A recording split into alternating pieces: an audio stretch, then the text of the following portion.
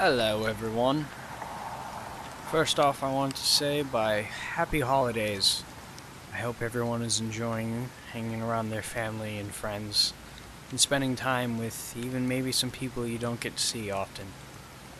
Anyways, like I said before, my email will be in the description if you want to submit your personal stories. I would love to make a whole video of subscriber stories. Thank you very much. And with that said, let's jump right in.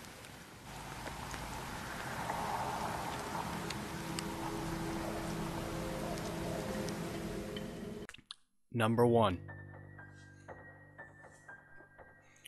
It's not easy being a nurse, particularly when your work never ends. My days consisted of doing the rounds for Stanwick Hospice by day and tending to my father by night. My dad lived with me, and as much as I loved him, well, he could be a real pain in the ass. Don't get me wrong, I was a dearly devoted daughter. I always had been. A real daddy's girl, if you will. But at 78 years old, my father had become overbearing. Not just from having to take care of him, but his Alzheimer's had made him difficult to interact with at times. He could be belligerent or out of line, like a kid. I know what you're thinking, and trust me, I've heard it before. Put him in a nursing home, Janet. There's no shame in that, but I couldn't do it. This was my father we were talking about, not the family dog. I still loved him, and no one could take better care of him than his own damn daughter. 5 years earlier, my mother passed away. She was the same age as my dad, but unlike him, wasn't lucky enough to avoid terminal cancer. Her death devastated me, and honestly, I'm surprised it didn't devastate Dad to the point where it killed him. But I knew it hurt him far more than it had even enraged me. He wasn't the same afterwards. His Alzheimer's only got worse from there. He remembered me, sure, but he couldn't recall much else from the recent past. To him, I was still 30, not 38. Hell, sometimes he'd still ask me about my ex-husband, Max. Talk about awkward. The stress of caring for him only grew from there, particularly around Christmas. You see, 3 years ago, my younger brother's dark secrets were unearthed before us. Me and Todd were close growing up, but over the years, our relationship became more strained as he became more troubled. With Mom's death and Dad's declining health, I couldn't deal with the stress. I couldn't take care of Todd and Dad. Todd had dropped out of school so many times and was constantly broke. He had an okay office job, but the guy couldn't save money for shit. I mean, yeah, I'd help him make ends meet where I could, but I still had to take care of Dad. I didn't have time for another patient. Dad was my life. When I cut my hours at the hospice, he became my full-time job. Besides, I had no idea how deeply disturbed Todd was. I could have never known he was a serial killer. Bloody Rudolph, that's what the press dubbed him. Todd had been killing countless people across the state over the past few years, but he earned his nickname the night he came home. The Christmas Eve he arrived at my front doorstep, I was up. I was up with Dad, and then Todd demanded I let him into the freezing cold. I was up with Dad when Todd demanded I let him in from the freezing cold. It was dark out, and I could barely even tell it was him except for his glowing reflection from the Christmas lights. I was hesitant at first. Todd was so loud and boisterous. Maybe he was drunk or high. I couldn't tell, but Dad wanted to see him. He was persistent too. Dad hadn't seen him in months, and he just wanted to see his son for the holidays. I opened the door and let the monster inside. Todd revealed a long hatchet in his gloved hand. His nose was painted red. I couldn't tell if it was a joke, but when he started swinging the blade, I knew he'd lost it. He was gonna kill us. I remembered the room spinning as I dodged the many thrusts of the blood-stained hatchet. During the horror, I realized that there wasn't red paint on his nose. It was fucking blood. Dad was frozen in fear. like the sheer sight of his son trying to hack up the family had sent Daddy into a catatonic state. And as he attacked me, Todd kept singing Christmas songs at the top of his lungs. His voice was piercing and raspy, like a chorus of the living dead. The fucker knew my favorites too. John Lennon's Happy Xmas, War Is Over, Burl Ives, Holly Jolly Christmases. Todd's voice wasn't good enough for them to sound like soothing holiday classics. They came off like threats spoken by an obese lunatic. I stumbled over Christmas presents, dodging each and every one of the wild swings. I could see blood flying off the hatchet. The drops got everywhere. They gave all those wrapped Christmas presents a vivid red tint. "Merry Christmas, Janet," Todd shouted in unbridled aggression. Jesus, he was fucking nuts. When I fell back against the shelf, I grabbed the first thing I could find, a huge Coca-Cola polar bear snow globe. Once Todd went in for a kill shot, I pushed myself away from the shelf. He went crashing into it like a slapstick goof, and then I managed to hit him upside the head with the snow globe, smashing it into a million pieces. Todd hit wet ground. Fake snow and blood swirled all around. I had subdued my brother. I outwitted him. Once me and Dad called 911. The police came quickly. Bloody Rudolph had been caught.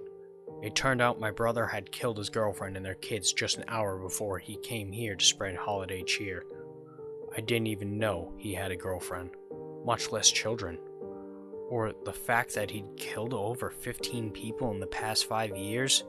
Ever since Mama died, I guess we had really grown apart. That was 3 years ago. I took medicine for the nerves, for the trauma.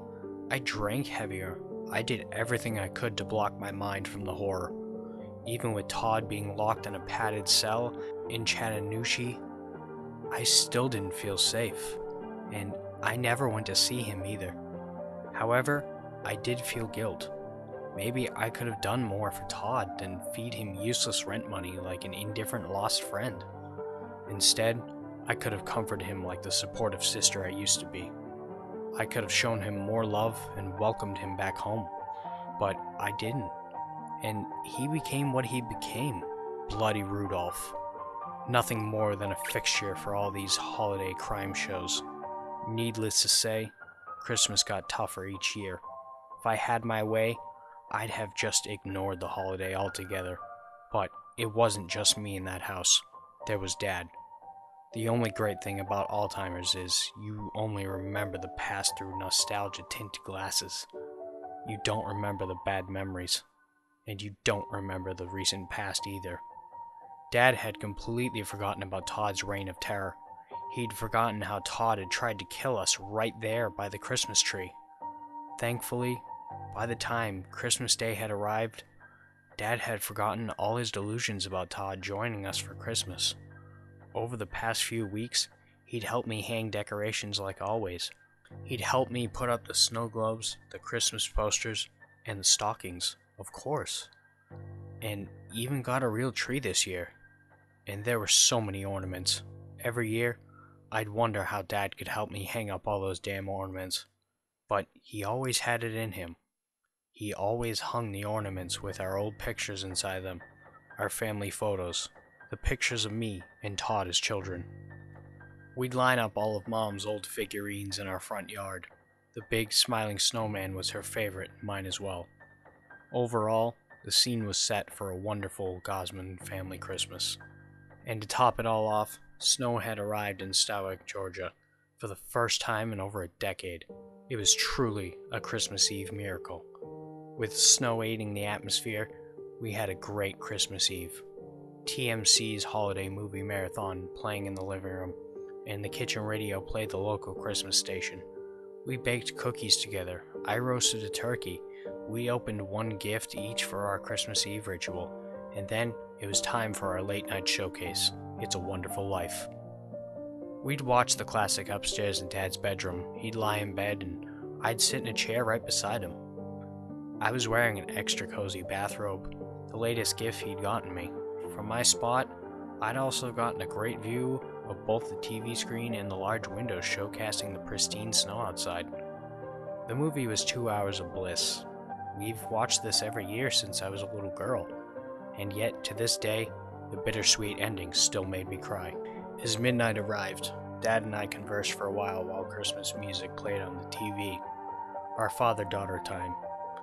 "I can never get tired of Clarence," Dad said, talking about his favorite character from the holiday classic. "He's funny as hell." "I know," I'd responded. "It was such a great movie. Maybe tomorrow we can watch A Christmas Carol." "Yeah, for sure, Dad." I got up, ready to head downstairs and let Daddy get some rest. I could feel his cold arm. "Janet." I faced him. "Yeah, Dad? Is he gonna be there tomorrow?" Daddy asked me, his voice full of much hope as a kid asking for Santa Claus. I flashed a smile. "We'll see." I got ready to leave the room, and Dad squeezed my arm harder. Not a tight squeeze, it was still a gentle touch. "You said he would," Dad said to me. "I hope so," I told him. Dad gave me a smile. "We need Todd here, just like he used to." "Maybe he'll come," I responded. With that, I gave Dad a kiss on the forehead. "I'll call him tomorrow," I told him. Then, I got ready to leave the room. "Sweetie, don't go," Dad pleaded. Dad's soft voice held me hostage. I couldn't leave him now, I thought. It was Christmas Eve after all. Why should I be in a rush? I faced Dad with a sly smile. "A Christmas Carol?" I asked him. "You got it," he responded. So that night, we watched another holiday classic, 1951's A Christmas Carol. The essential version, according to Dad. I didn't mind. It was a great movie after all, and another one of our traditions. We were spending time together anyway. And just like I figured, I heard Daddy's soft snoring about halfway through the movie, right before the ghost of Christmas present appeared. Grinning, I pulled the blankets up tighter over my father. He was sleeping well for the night. As discreet as possible, I changed the TV back to the soothing Christmas music, back to the pre-70s standards. You know, like Sinatra, Bing, and Brenda Lee. Nothing like that waked Daddy from his gentle slumber. I stole a glance out the window. This Christmas was gorgeous. It had been a while since we've had a white Christmas in Georgia. I left the room, and as gently as I could, I shut the door behind me. Then I went downstairs. In a quiet living room, I looked around at all the presents, the decorations, the ornaments, our family photos. Sure, Christmas wasn't the same without Mom or Todd, but we were still having fun. It was me and Dad against the world. I yawned, but wasn't really tired. I supposed having some peace and quiet downstairs wasn't the worst thing in the world. I loved the serenity after all, especially with all the snow contributing to the holiday atmosphere. In the kitchen, I made myself a cup of hot chocolate. I turned on the radio to hear some holiday tunes. Holly Jolly Christmas cut on immediately, much to my delight. Humming to the beat, I sat down at the table. I took a sip of that comforting hot chocolate. Yeah, these Christmases weren't too bad after all. They were quiet, but at least they weren't lonely. Not as long as I had Daddy with me. I sat there in the room for a few minutes, alone with my Christmas jams and hot chocolate. I placed my empty snowman mug on the table when this shrill beep interrupted Steve's Wonder Sunday at Christmas. Caught off guard, I cringed. The beep blared through the room and my skull. What a way to break the silent night, I thought. Then a frantic reporter burst through the airwaves. Their voice was full of panic and fear. All of a sudden, Christmas Eve felt like Halloween. It felt like Orson Welles' War of the Worlds. "Ladies and gentlemen," the reporter cried, "I'm afraid we have some disturbing breaking news. Convicted killer Todd Gaussman had just escaped the Chattanooga Mental Hospital. Gaussman is better known as Bloody Rudolph and is believed to have escaped during a power outage." The news sliced through me like a knife. All of tonight's Christmas cheer came hurtling down with this horrifying holiday surprise. My little brother was on the loose. "Repeat," the reporter went on. "Todd Gaussman has just escaped the Chattanooga Mental Hospital It is believed he's very armed and dangerous, and was last seen in a white van heading down Highway 77. The reporter's voice trembled. I'm sorry to say it on this holy night, but please lock your doors and windows.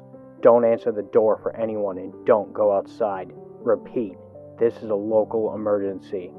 Even in my state of petrified fear, I knew the report may have well have been written for me. Todd wasn't going anywhere else. He was heading home for the holidays. The reporter went on, "Please lock your doors and..." The power went out without warning. Silence conquered the room. No more Christmas music, no heat, no Christmas lights, no nothing. Just me in the dark with my empty mug. I wanted to believe it was just a Christmas coincidence, but there's no point in deluding myself. I freaked the fuck out. Acting on primal instinct, I stood up and grabbed a long knife. My eyes scurried throughout the darkness, but I saw nothing. I heard nothing. Had Todd cut the power? Had he gotten here this fast? Chattanooga was 40 miles away. The fucker must have came here on Santa's sleigh. Nervous, I raised my cell phone. Before I could call the police, Bing Crosby's White Christmas startled me. I had never been so scared to hear my ringtone. Uneasy, I silenced Bing, and then I saw it, a voice message notification from an unsaved number. I should have called the police right there and then, but I didn't. I played the mysterious Christmas message, a soft singing greeting me. Happy Xmas, war is over. Even after 3 years, Todd's voice hadn't changed a bit, especially his singing. He never had talent, not in the traditional sense anyway, but his voice was sincere and haunting, like a madman whispering a prayer in this case. Todd was whispering a Christmas anthem just for me. I'd call it a serenade, but it was too menacing. It was just a sly threat. Before Todd could get to the chorus, the voice message cut off.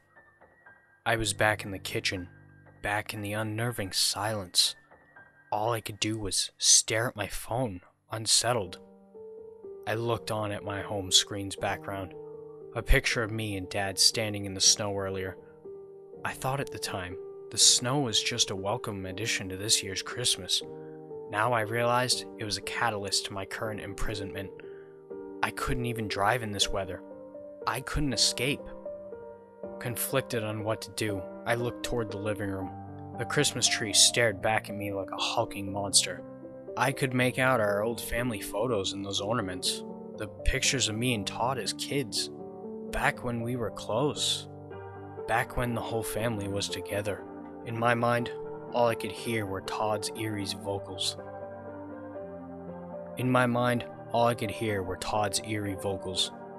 That unnerving whisper. He could make even the jolliest Christmas songs sound like a funeral hymn. He sang from hatred and not from the heart. White Christmas shattered through the silence once more. I jumped back in fear. Jesus! I muttered out of frustration and fright. I muted my ringtone and saw a text message from the same unsaved number. A picture message. I opened it, and there on my screen was Mom's snowman's figurine, smiling right at me. Its narrow eyes piercing into my soul. The picture was taken right there in my dark yard. I could see my house lurking behind Mr. Frosty.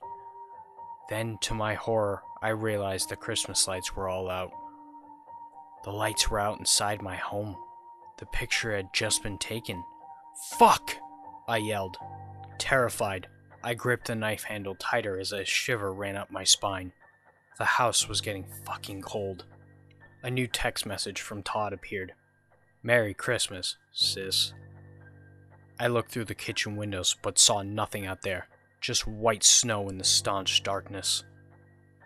I looked back at my phone and contemplated responding to him. For the first time in 3 years, I could talk to my brother. Before I could make a decision, another text message popped up on my screen. We'll be together like we used to, Janet. All 3 of us. I knew Todd was crazy. I know he's dangerous. But I was still struck by his message. All this time, he'd been thinking of us, me and Dad. I closed my eyes. I tried to suppress my tears, but couldn't.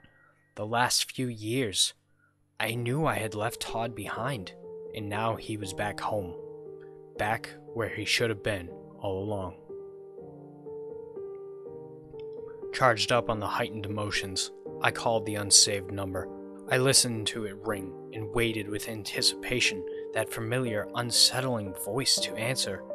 Even in this freezing house, I could feel sweat slide down my fingertips. And then, through the silence, I heard Bing Crosby's White Christmas. The haunting chorus drifted towards my ears. Uneasy, I followed Bing's croon to the living room. All the while, the call kept ringing and ringing. I traced White Christmas to my front door. Bing was at his loudest right behind it. I lowered my phone in stunned horror. Todd's ringtone had been set to White Christmas as well. Through the tears, I hung up the phone, and just like that, Bing's voice ended, as if someone had pulled the curtains on the Holiday Inn stage. I waited there in silence. I waited for a knock. Todd's knock. Todd singing. A text. Anything. Instead, all I got was cold silence. Right before I lifted my phone to call Todd again, I saw a man stagger by my window. A man dressed in all white, except for a large overcoat. I knew it had to be Todd. His hospital garbs practically helped him blend in with the snow.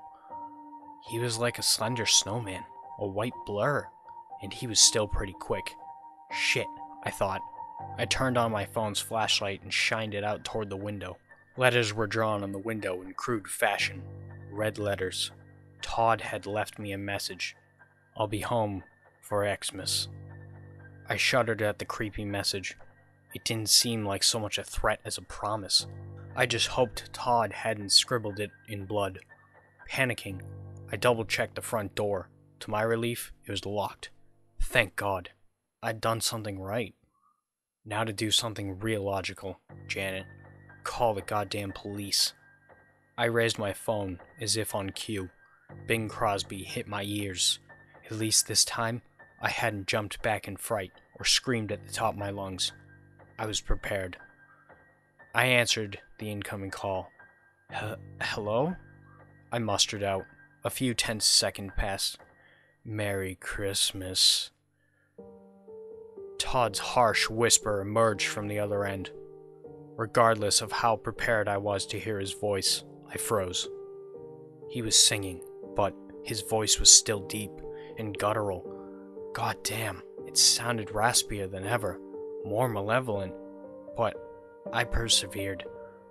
Todd, I finally said. I made it home, sis, he said. Now we can celebrate Christmas. Me, you, and Dad. His voice was like a vicious taunt, but bitterness, not confidence, fueled his tone. I could tell Todd had only gotten angrier over the years, and I guess I couldn't blame him. We can celebrate like always, Todd went on.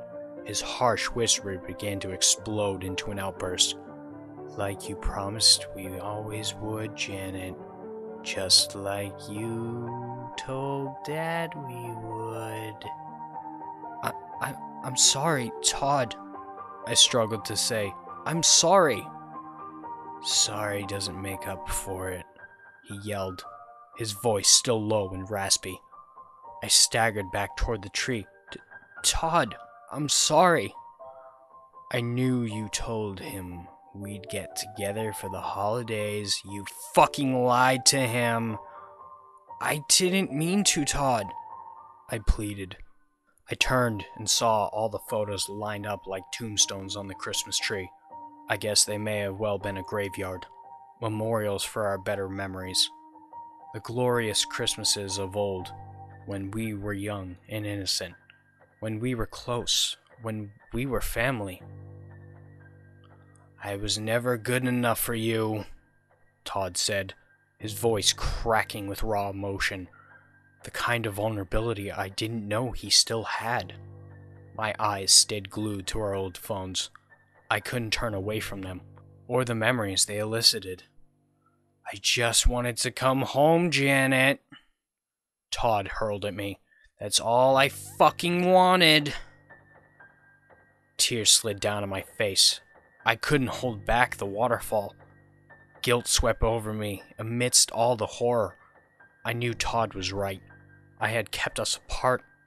Whether I was responsible for his violence, I'll never know, but I certainly hadn't helped.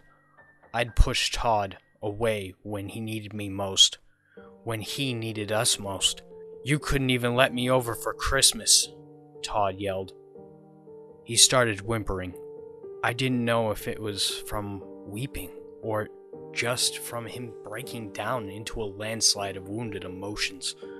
It should have sounded pathetic on an adult, but it didn't.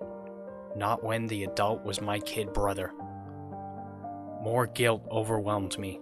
I brushed away my tears, but they just kept falling like an assembly line. I saw a picture of me and him smiling under a Christmas tree. We held big cookies in our hands. They were huge presents all around us. The whole world was ahead of us back in that winter of 1990. What a beautiful Christmas it was. Todd, I began through the tears. I'm sorry, Todd. I was wrong. I should have been there for you. I should have done more. I shouldn't have left you. I said more than I thought I was capable of in this state, judging by the silence and heavy breathing on the other end. I didn't think Todd expected it either. But I can't do anything anymore, I told him. I feel terrible, but there's nothing I can do now, Todd. There's nothing Dad can do. Things will never be like it was. It's all in the past. Those Christmases are over. I heard him release a painful cry, a cry of anguish. Todd, please. I continued. I love you. I always will. Dad will always love you. We'll do what we can. But you can't go on like this. You can't stay here. You need help. I did my best to keep my tone firm and strong, yet still sympathetic. He needed to hear the truth. Bloody Rudolph shouldn't be here anymore. At this point, Todd needed the kind of help I could never give him. We'll visit you, Todd, I reassured him. I promise. That's what you always say, he yelled in that guttural, unpleasant tone. His anger had returned. But I mean it, I started. Merry Christmas, sis, he interrupted. And with that, Todd hung up. A hollow dial tone blared at me. I lowered the phone, morose. Our reunion was brief, but what else could I have done? I stared at the Christmas photo of me and Todd as children. I knew we could never go back to that. Even if I had been more welcoming to him over the years, what would it have changed? Would Todd really have not evolved into the monster he'd become? Would those few December days where siblings and relatives gather around and pretend to be inseparable really had moved Todd off the path to becoming a serial killer? My thoughts were shattered by Bing Crosby. Goddamn ringtone had scared me again.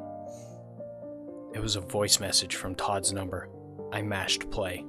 He had left another performance. Holly jolly Christmas. This one wasn't done in his bloody Rudolph voice. The harsh, raspy whisper was gone. Instead, Todd had put some emotion into this performance. Human emotion. He was trying to sound good enough, if that was even possible. And yet, his version was charming, reminiscent of the singing we did together when we were kids. Back when we rode in the back seat of Dad's car on those cold nights looking at Christmas lights. Back to simpler times. Back to the Gosman family's glory days. I got to admit, the singing to me. I teared up. I even felt a weak smile cross my face. Todd was no Burl Ives, but I had to respect him for trying. Maybe it would be the last Christmas present I ever got from him. The message faded away, and I stood there in silence, still in tears, still with that smile. Off in the distance, I thought I heard a car engine start. The white van, I realized, like Santa. Todd was about to ride off into the cold December night, and like Santa, his appearance had been quick but memorable. I started to make my way toward the window. Amidst the silence, I thought I heard more car-like noises, even a loud clang. I figured one last glance at Todd as he made his getaway wouldn't be a bad thing. A little closer never hurt anyone. Flying out of nowhere, a large object shattered through the window. I jolted back, my foot banged into one of the presents, and I fell straight on my ass. I saw the knife slip from my grasp before sliding under the tree. Now the blade looked like yet another gift from Santa Claus. My eyes shot back to whatever the hell had flown through the window. I recognized the narrow eyes staring back at me, the permanent smile. Mr. Frosty was lying just a few feet away from me. "What the hell?" I shouted. I heard faint thumps up above, slow, lumbering thumps. Nervous, I jumped on my feet and ran up to the busted window. I used my cell phone for light to see through the darkness. I saw no one out there, aside from all the holiday figurines. Their tall, cryptic shadows. Then, I looked toward the snow. Deep footprints formed a trail away from the window. More chills ran through me. I pulled my bathrobe in tighter to keep warm. All the while, my vision stayed honed on those footprints. I followed them as far as I could, and then saw they came to a stop about 20 feet away, right where a wooden ladder had been placed up against my house. Holy fuck, that was the clang! And those weren't the reindeer's hoofs on the roof either.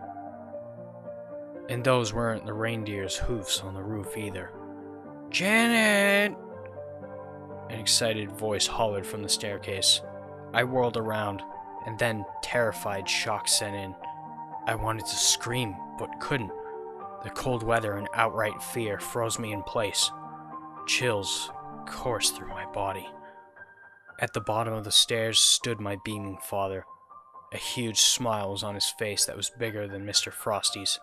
Like a giddy kid, he held the hand of his idol, not the hand of St. Nicholas. My brother, Todd. A splash of red blood covered Todd's nose. I saw he held a blood-stained hatchet, his present. He came right to my window, Dad told me. Our little Todd's home. A cryptic smile formed on Todd's face, a smile marking me like the hatchet's vicious blade. "It's a Christmas miracle," Dad shouted, and he was right. We were all together again. One final family Christmas. Number 2. One of my favorite parts of Christmas Eve when I was a kid was story time. I grew up in a big family, and every year my parents would have the whole gang over. All of my aunts and uncles from both sides of the family. My 8 cousins and my grandparents. Of course, being kids, my cousins and I thirsted after the gifts that we would see pile up onto the Christmas tree like falling snow. But after we had unwrapped our new toys and were completely numb from how much food we had eaten, we would gather around at our grandmother's feet and she would tell us stories.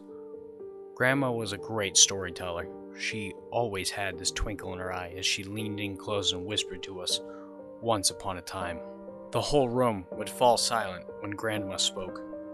Even the adults in the room would turn their heads to listen to whatever concoction her brain had come up with that year. The multicolored lights from the Christmas tree would twinkle behind her head to match the glimmer in her eye. My grandma died earlier this year. It's going to be our first Christmas without story time. Even as my cousins and I aged into our teenage years, our parents into their 50s, and our grandparents into their 80s, my grandmother never stopped telling her stories. Christmas this year isn't going to be the same. Recently, I've been reminiscing about Grandma's story time, trying to remember her greatest hits. I've been wanting to remember them as accurately as possible, so that maybe I can make note of what I remembered and go from there so I can keep the Christmas storytelling tradition going on when my cousins and I have children of our own.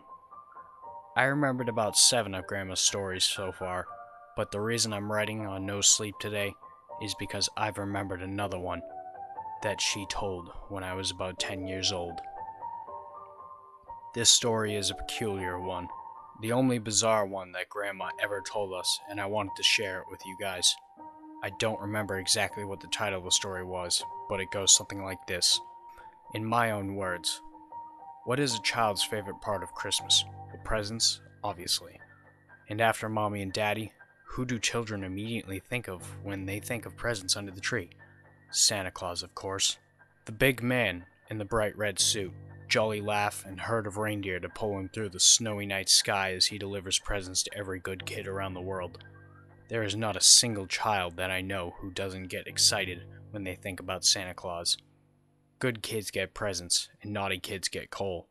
At least, every kid gets something. But Santa's challenge isn't about getting around the whole world in one night and delivering presents. No, he has more to worry about than that. You see, children, Santa doesn't visit every house, but every house gets a visit on Christmas Eve. Not many people know this, but there's another Santa, except, of course, he isn't Santa.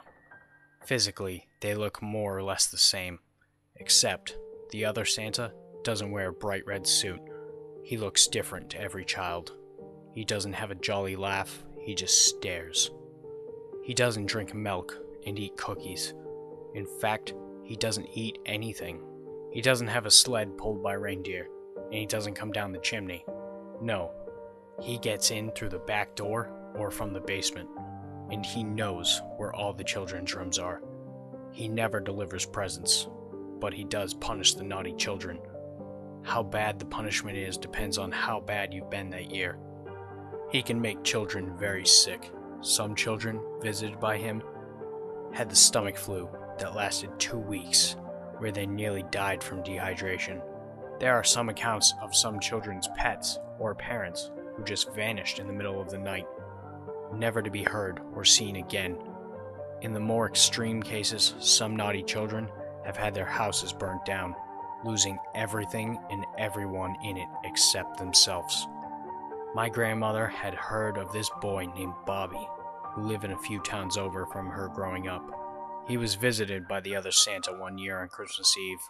According to what she had heard from the neighbors, Bobby had woken up in the middle of the night because his dog was whimpering, and he had the worst pain in his foot. Getting up to go see what was wrong with Baxter, he fell face down as soon as his feet hit the floor because, well, all of his toes had been cut off. You could tell whoever did it probably used a saw because of the tendrils of skin and shattered pieces of bone that were sticking out of his feet where his toes used to be. There was blood all over his sheets. Bobby screamed, and his dog's whimpering just kept getting louder and louder. Bobby couldn't take the sound, and despite his pain, he managed to drag himself across the floor all the way over to the kitchen where his dog was.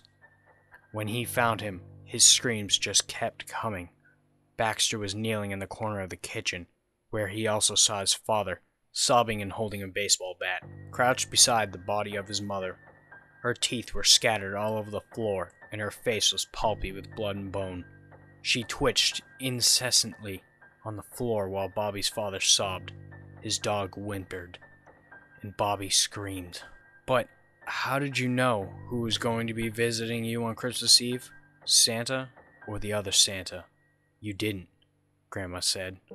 If you've been naughty, you better pray and pray and pray that all you received that year was coal, and not a horrible sickness or a dead family or missing body parts. Although I don't remember the story exactly as Grandma told it, there was one thing I remember that she said once the story was done, which was a bizarre thing for her to say since we were all so young. I also remember she had made sure story time this year was told in a room where the rest of the adults could hear the tale. Why do you think Santa and Satan sound almost exactly the same? Number 3. It should have been the perfect Christmas Eve. A thick layer of snow had floated down gently from the sky all day, wishing my colleagues at the office a Merry Christmas. I put on my long winter coat and scarf and walked out into the snow. It crunched beneath my feet, and as I did so, I was reminded of being a kid and how special it was when the snow came. Then I thought about my own 2 kids back at home, waiting for me with my wife. That made me smile. That was until someone grabbed hold of my arm from a darkened doorway.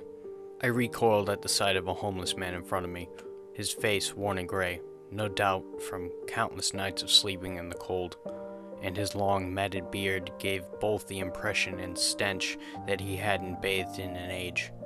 "Spare some change," he said, coughing. Opening my wallet, I hoped to find a small note, but all I had were 3 20s. I'm all for charity, especially at Christmas, but as the man looked down at the larger notes, I had to dash his hopes. "Sorry, I don't have anything smaller." "But it's cold on Christmas Eve," he said. I didn't know what else to do, so I simply said sorry and walked away. It was 6 p.m. and the sun had long since set. The streetlights lit the way, and as I walked towards the outskirts of town, I took in the silence. No cars, no people. Everyone was home, I suspected, wrapping presents or preparing a feast for Christmas Day. Considering how cold the air was, I was looking forward to doing the same when I got home. As an icy wind blew down the street towards me, I stopped for a moment to adjust my scarf, pulling it closer to me. Looking up at the street lamps, flakes of snow silently moving in front, I saw a bird sitting on top of it. It looked like a crow, or a bird with black feathers at least, but it was difficult to tell. The streetlight was overpowering, and so the details of the bird melted into the brightness, set against the jet black sky. It appeared strange to me, more so because of its apparent size than anything else, but for the first time since I'd left the office, and feeling a festive cheer had completely abandoned me. Looking up at the bird, I now felt an emptiness, a loneliness even, on the forlorn street. I felt sorry for it, all alone on Christmas Eve, and just as those thoughts passed me by, it made a noise. Something akin to a squawk. The sound unnerved me, and it evoked in me a sense of unease. Instinctively, I looked back towards where I had come, almost expecting to see someone creeping towards me, but on that snow-covered street, we were alone. A chill seeped through the loneliness, and as it did so, I felt my bones grow colder. And as I continued onwards, trying to fill my mind with thoughts of my family, of a comfy armchair waiting for me in front of the television, maybe a drink or two to keep the cold at bay, a noise above startled me. At first, I thought it was the wind, but in fact, it was only wind-like. There was something off about the sound. Looking upwards, I saw that I was standing directly underneath another streetlight. Flakes of snow danced above me, resting on my eyelids and face. As I wiped them away, I could see. The bird, it was sitting directly above me on the lamppost, yet I still couldn't make out its detail, and now I was beginning to be unsettled by the size of the thing. I couldn't be certain, as the streetlight and snow blended together to warp what I could see. Staring at the bird for a moment, it would appear to be the shape and size one would expect, but when it shifted its weight slightly, I could swear there was more to it, its black outline more substantial, confused with the night sky. Thoughts deep within me unstuck my feet and pushed me on. "Get home," they said. "Leave this place." I decided to listen.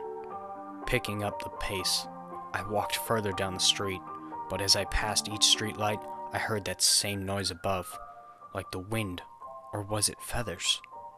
Another thought reared its ugly head. It sounded more like cloth rustling in the darkness.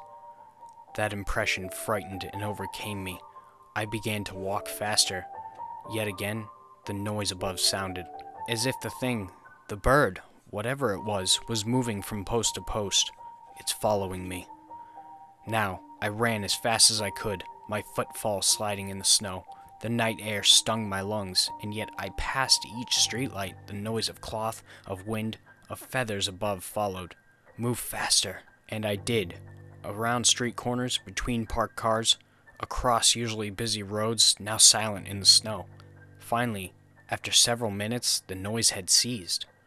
As I reached my home street, I could run no longer. Standing still, I caught my breath just for a moment. Looking across the street, our Christmas decorations twinkled in the garden. All I could think of was warmth and of the comforts of home. Something cold then touched the back of my neck, and I felt what I can only describe as a talon-esque fingers, hard yet knuckled, reaching down underneath my collar and touching my spine. I let out a scream and reached behind me, flailing at whatever was there, out of reach, out of sight. But without laying eyes on it, I knew the truth. The thing had been following me. It had grabbed a hold of my coat at the back with talons or fingers or something else entirely. For how long it has been grasping onto my coat, I could not say. Pulling at it, I could not dislodge it. And so, I did only what I could. I threw my coat to the ground, leaving it in the snow.